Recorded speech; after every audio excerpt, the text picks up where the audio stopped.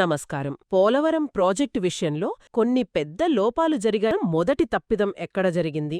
ఏ పని తర్వాత ఏది చేయాలో ఆ ఆర్డర్ పాటించలేదు. స్పిల్వే అంటే ప్రాజెక్టుకొది ఒక సేఫ్టీ వాల్వ్ లాంటిది.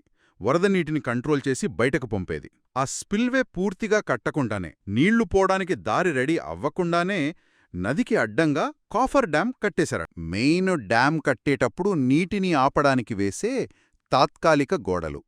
స్పిల్వే లేకుండా ఇవి కట్టడం ప్రాథమిక ఇంజనీరింగ్ సూత్రాలకే విరుద్ధమని. అదే మొదటి పెద్ద తప్పు. అంటే వరదొస్తే నీళ్లెలా పోతాయి? స్పిల్వే లేదు, కాఫర్ డ్యాం అడ్డంగా ఉంది.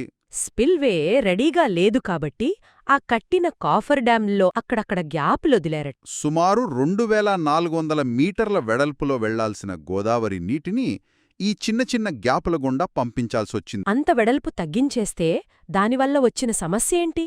అదే అసలు సమస్య అయింది. దారి సన్నగా అయిపోవడంతో నీటి ప్రవాహ వేగం, వెలాసిటీ అంటారు కదా, అది విపరీతంగా పెరిగిపోయింది. ఆ పెరిగిన వేగానికి నది గర్భం అంటే అడుగు భాగం బాగా కోసుకుపోయింది.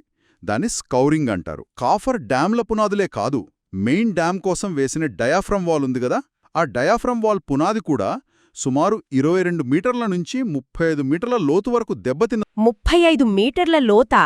అమ్మో! అంటే పునాదులకే ఎసరొచ్చింద ఈ లెక్కన? అసలు నిర్మాణ పద్ధతే పూర్తిగా తారుమారైపోయింది. అసలు పద్ధతి ప్రకారం ముందు స్పిల్వే పూర్తి చెయ్యాలి, నీటి మళ్లింపు ఏర్పాటు చెయ్యాలి, తర్వాత కాఫర్ డ్యాంలు పూర్తిగా కట్టాలి, నీటిని ఆపాలి, మధ్యలో ఖాళీ అయిన చోట మెయిన్ డ్యాం కట్టాలి. అది సరైన క్రమం. కాని ఇక్కడ స్పిల్వే పూర్తి కాలేదు, కాఫర్ డ్యాంలు పూర్తి కాలేదు.